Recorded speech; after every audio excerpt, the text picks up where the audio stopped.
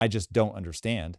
What is the historical relation between the US and Israel that has brought us together so closely? Is it just that it's the only democracy, Western style democracy in the Middle East? Well, that is certainly what a lot of people say, that it's the only democracy in the region, and so we have to support them. There's I've heard people make arguments that we have a lot of common enemies, and therefore that's why we have to support them. I've heard people make arguments that they're a good trading partner, and our militaries help each other and things like that. Again, I just think I think all of these arguments are very, very flawed. And that's not out of any like hatred of Israel as a country, or certainly of a hatred of Jewish people or anything like that.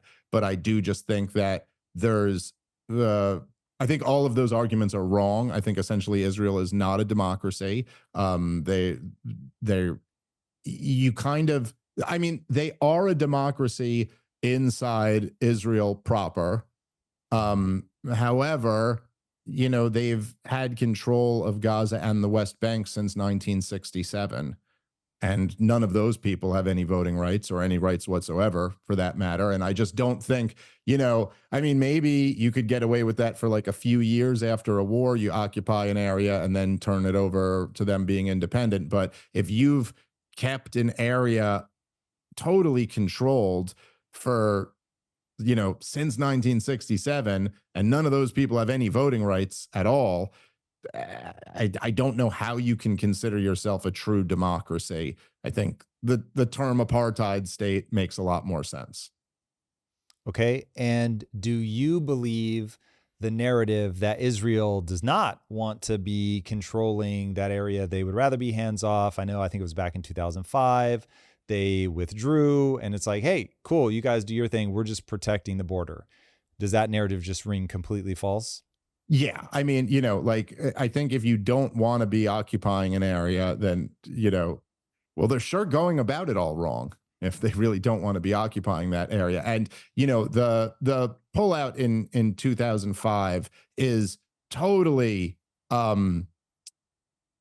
let's just say what actually happened there is much different than the way it's spun by a lot of pro-Israeli people. And it is true that they ended the military occupation, and they ended the settlements in Gaza. There's something I'd have to double check the numbers on this, but if you go check it, it's something like 8,000 people that they pulled out of those settlements, and then in the next year they put like 15,000 in the West Bank.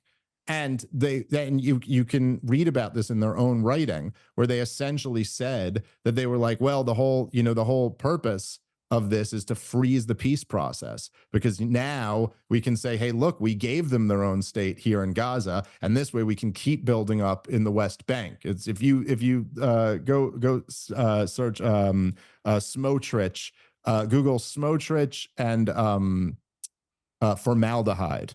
As he said, what we're doing here is essentially putting the peace process in formaldehyde.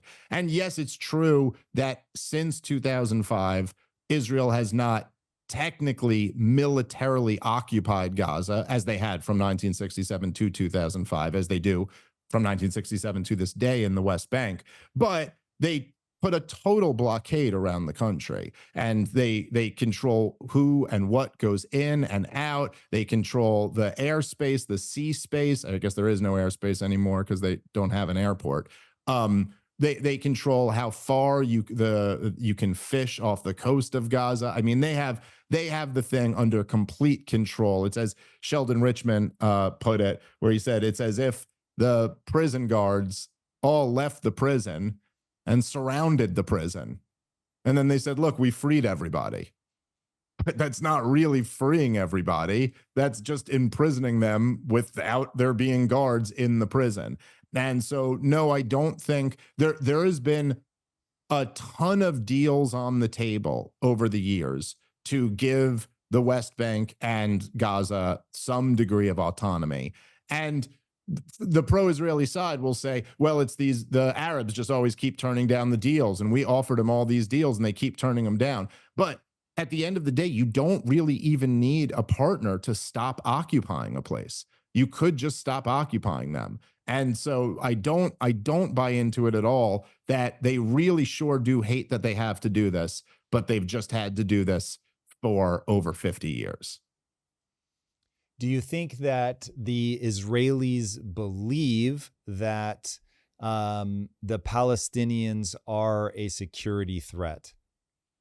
Sure. Yeah, yeah, yeah. No, absolutely. And I mean, when you say the Israelis, there are obviously like, we're collectivizing here, and there's people in Sure, there's the war cabinet and some soccer mom are not all the same people. sure. I think it's pretty it's probably widely believed, and for good reason, that there are legitimate security concerns. Terrorism is something Israel's been dealing with since its inception, essentially. Okay. The base assumption that I run about why the right wing coalition that Netanyahu represents wants to put it on formaldehyde, wants to sponsor Hamas, wants to make sure that they stayed in power long enough. Maybe he even turned a blind eye. My thinking won't change whether he turned a blind eye or was completely taken off course, but that he because he believes that they're a security threat of significant enough proportion that they have to be dealt with in some way, that that drives all the thinking. Now, the policy might be a terrible policy, but if I'm right about the underlying base assumption, I at least then understand, meaning I can re-articulate their decision-making process. Not that I agree with it, but that I can re-articulate their decision-making process. Do you think there's anything else underlying that keeps them wanting to blockade? So they're not, the prison guards aren't in the prison, but they're still standing outside the prison. So, okay, so there are these hard right wingers in Israel, a couple clicks to the right of Benjamin Netanyahu, who he's now allied himself with. A lot of this is because he had lost all the liberals so badly that he kind of had to ally with some of the more far right wing parties. Their constituencies, which are a minority to be sure in Israel, I think are largely motivated by religious beliefs, and they believe that Judea and Samaria, as they call it, is supposed to be part of Israel. And there's a lot of their holy sites and stuff are in there. So I think those guys are largely motivated by wanting the West Bank, by wanting the West Bank to be part of Israel. And of course, Netanyahu did show up to the UN a couple weeks before October 7th with a map of Israel that included the West Bank and Gaza all as Israel. But they certainly don't care about Gaza as much. They really care about the West Bank. That's why the settlements continue to this Mm. day in the West Bank. And so I don't think exactly that they are first and foremost motivated by the security concern, although the security concern is there and it is real. I mean, it's not as if there aren't Arab terrorists who are trying to kill Israelis. Benjamin Netanyahu, I've always thought, is more motivated by kind of, not that it's a religious thing with him, but that it's more like a legacy thing. That if he gets the West Bank is part of Israel, then he goes down as the next great Israeli prime minister and all of that stuff. Now, I'm not saying the security concerns don't play into this, but the truth is that Benjamin Netanyahu, up till October 7th, at least in his rhetoric, was almost always downplaying the threat of Hamas. We can control the height of the flame, was what he bragged to his other Knesset members there. Or his other Likud party members in the Knesset. And so I don't know. I'm sure it's true for certainly for a lot of the Israeli people. That is a major concern of theirs, and understandably so. I mean, these are people who lived through the Second Intifada. Many of them lived through October 7th. You could understand where their concern would be security issues. This was also the concern of many of the people who were opposed to abolitionism in the United States of America.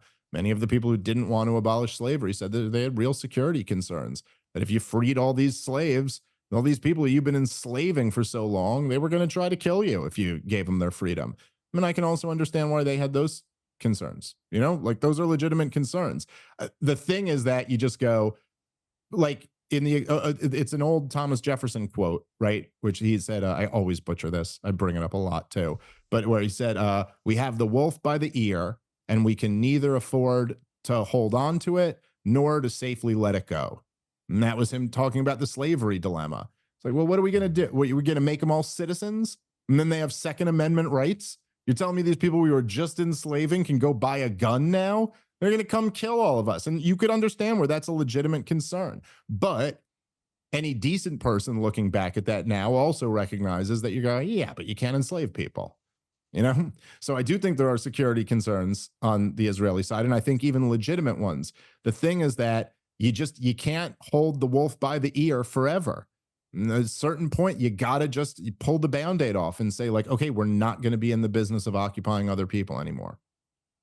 Yeah, it's interesting. And look, everything is so different, and I fully understand that. But given what happened in Japan and Germany in World War II, the fact that even with all of the horrendous atrocities, we were able to help rebuild and then get the hell out.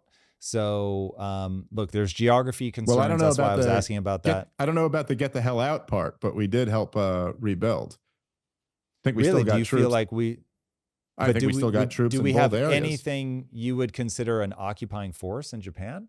No, I'm not suggesting it's an occupying force exactly, but I'll just say that the military presence in Germany and Japan, the get the hell out part comes a lot later than the rebuild part is all I'm saying. But no, I'm not really For taking sure. issue.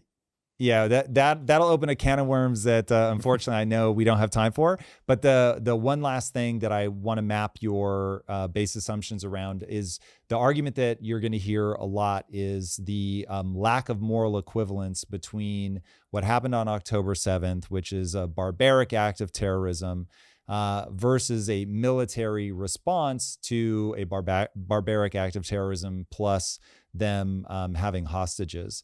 Does that make sense to you? Does that ring hollow? Is it, yes, that's the right way to think about it, but the response is just disproportionate? Or how do you think of that? No, I mean, I understand it, and it does make some degree of sense to me, but I think it's the wrong way to think about things. And I think that on a on a human level, there's sometimes more advanced societies and more advanced governments. What they end up doing with it is they institutionalize things, and they make things much more advanced and less primitive and barbaric. And so it's very easy to see, say, like, if you're if you're driving around in Mexico, and this is kind of a famous thing in Mexico, right? That if you get pulled over by a cop, you can often just throw them a few bucks and they'll leave you alone. And it's very easy for us to look at that and go, like, look at the corruption down there, And clearly it is a much more corrupt system. It's a much more nakedly corrupt system.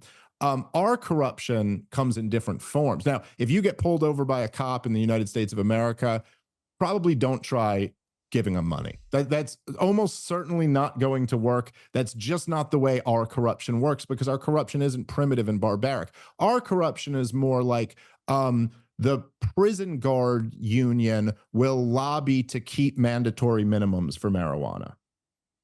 Now, that's a much more sophisticated form of corruption that doesn't feel quite as gross and primitive, but it's on a much more enormous scale. And the Right. result of it is that people's lives are ruined over something that is clearly very, very corrupt, every bit as corrupt as paying off a cop to leave you alone. And you can argue much more corrupt. And so, on a human level, I understand where someone breaks out of their cage and comes out to, like, just rip apart any person that they come across. That feels a lot different than, like, someone pushing a button and sending a missile into a building that kills 40 people. Even if that guy only killed 15 people, it still seems much more primitive and corrupt. And there's not nothing to that. Like, if you had to go out to lunch with like an IDF pilot or a Hamas terrorist, you'd probably pick the IDF pilot. Like that's a more civilized person who is kind of doing a job and can probably compartmentalize that and not be a monster at home. Whereas I'd imagine that Hamas terrorist is probably unable to compartmentalize that and is probably a nightmare to live around or to go to lunch with. However, the fact that this terrorism, if you will, is so much more sophisticated and so much more systematized does not really remove from what it is. And, you know, as somebody like I have two little children, I think that most people out there who have kids or maybe have nieces and nephews or like some kids, you know, if somebody were to kill your kid, I don't know that it would be like it would be of much relief to you to find out that, like, don't worry, it was just collateral damage in a strike. Don't worry, we knew your kid was in that building, but we knew a bad guy was also in that building, and so we decided to blow up the whole building. You know, bro, on the other side of that, it's still the same thing that happened to you. Like the same crime is the same crime that happened to you. And so there is this kind of tendency for us to even to look at things like terrorism versus collateral damage. You know, what do you call it here? Look, there if there was a really bad guy and he was a murderer and he went into a school and you know he's using them as human shields or whatever, you know, and he's hiding behind all these kids, and then the local police department came in and just blew up the school and killed all the kids. We wouldn't sit here and go like, well, that's collateral damage. And hey, it's on this guy because he was using them as human shields. We'd be outraged at the local police department. And we would be like, you guys are a bunch of monsters who just murdered all of these children. Now, I understand for practicality reasons, things are a little bit different when you're dealing with conflicts within, you know, a police force's jurisdiction than within different territories. But in terms of the moral act, like if you're on the other side of that, if you for a second put yourself in the Palestinians' shoes, you can understand where that's just like a totally unacceptable thing to say to them. Like, no, it's terrorism when anyone breaks out of Gaza and kills people in Israel, but we can absolutely decimate Gaza, and you'll just have to accept that that's just collateral damage. I think that's an unreasonable thing to ask a group of people to accept. I get why it's unreasonable to ask a group of people to accept it, and I think that you have accurately identified that not only will it just be totally meaningless to them, whatever weird distinction you're trying to make, you're also going to create more people that will hate you and they will come and kill you later. And so, from that perspective, it's just a god awful strategy. And I know that you heard Coleman Hughes address this on Joe Rogan, but I found his argument pretty compelling, which is that this is actually Hamas is very intelligent. You can think what you want, but it is an unbelievably effective strategy to turn the Western world against Israel, to be willing to let your people die, to not want them to leave because you know they're going to be bombed, to have specifically done this to court a response, and that you want the footage of the women and children just being slaughtered endlessly. That's a really smart strategy. And if we go, well, we're just going to let them get away with it, and because we're afraid to kill them and to have this footage, and quite frankly, just to do such a horrible thing, then they can, you know, peck us to death forever, coming over and doing these pot shots, killing 100 here, 1,000 there, 500 here. It would really be the perfect get out of jail free card. And I don't see how you can let that stand. Yeah, but that's So yeah, but I mean, I think there's a false binary being created there because it's not a please. choice between doing what Israel is doing and just letting them get away with it. I mean, it's like, look, after not look, this is true with all terrorism, with all asymmetric warfare in general, that they're always trying to prod you into an overreaction, because that's the whole game, right? Like Osama bin Laden didn't think he could take down the United States of America by knocking down the Twin Towers, but he did think he could get us to invade Afghanistan and bankrupt ourselves, just like they had done with the Soviet Union. And so, okay, so the answer then is to not invade Afghanistan and bankrupt yourself. But that doesn't mean you couldn't have done the special ops attacks that took out 90+% of the Al Qaeda bases, which is what we did immediately after 9/11. By Christmas of 2001, almost all of Al Qaeda in Afghanistan had been destroyed. We then invaded the country and decided we were going to fight a regime change war against the Taliban, which went on for another catastrophic 20 years. So, look, before Netanyahu, the Israel always dealt with their terrorism problem with targeted assassinations, special ops, things of that nature. They never dealt with it as just a problem for the regular old military to go in and just totally decimate the place. And so, look, nobody's suggesting that you shouldn't find and target the people who were directly involved in October 7th. No one's suggesting you shouldn't do everything you can do to get the hostages out. But if the game from Hamas was that, which I think it was, I think Coleman's correct about that, was that we're going to provoke Israel into this overreaction that will turn world opinion against them, well, then they certainly didn't have to do it in this reckless of a way. And who knows how many of their own hostages Israel's killed? I mean, they admit to a few, but who really knows when you see these cities destroyed? Who's really accounting for where all the hostages were? I think that, again, it's not a choice between, oh, we do absolutely nothing and let them get away with that, or we level the place. The truth is there were a lot of different possibilities for how Israel could have responded to this, and almost all of them would have been a much better idea than what they've done. So, is your base assumption that, keeping with the things that Netanyahu has said himself that have come out, that he wanted this frozen peace, he wanted a moment to be able to get rid of them, that really it was just this attack happened to meet a threshold where it was like, okay, now we can do the real gloves off and get to what we really want, which is just the total decimation of Gaza itself? You know, my best understanding of the situation is that Netanyahu's plan for propping up Hamas was that he would thwart the creation of a Palestinian state, and it would kill the peace process. And then he could embark on negotiating with the other Arab countries without ever having to make a deal with the Palestinians. And he essentially felt like that was working. And he, in his own words, Hamas was the fire which whose flame they could control the height of. I don't think October 7th was part of the plan. I think it has totally decimated his legacy, and he knows that. And now he's in this desperate game of, number one, trying to be, it's like, it's not like 9/11 that happened like on George W. Bush's first year.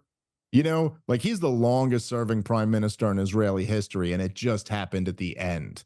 This is his and he's the guy who took the hard approach that we're going to thwart a Palestinian state and we're going to prop up Hamas and all of this stuff. I think he realizes he's politically done after this. And so now he's searching for some type of victory. And he also knows that as soon as the war's over, he's over. And so he's kind of got to keep the thing going. So I don't necessarily think it's as sinister as like he wanted this war all along. I think he had awful, reckless policies that ultimately culminated in October 7th and is now in a politically impossible situation, and seems to be, as John Mearsheimer has pointed out, seems to be almost in some type of like psychotic self-destructive spree here there that he's unable to like pull himself back in from. Hmm. And how do you make sense of the fact that that Hamas won't give back the hostages? Oh, I mean, I think that it's as easy as look, the part of it is what you and Coleman were just saying, that they see this as a victory. They think that they're turning world opinion against Israel, and they are. They're not wrong about that. And then also, I think part of it is that's the leverage that they have. So they're trying. I mean, there's been all types of like negotiations going on, and there's been some of them that are probably the fault of Hamas, some are the fault of the Israelis, some are the fault of the Americans. But Hamas just the other day, it was reported, said they would work out a deal to return the hostages, but they didn't agree to Israel's terms. So I think they do see this as their last bargaining chip, which it kind of is, and they're trying to get the best deal they can. If you like that clip, check out the full powerful episode here, and I'll see you there.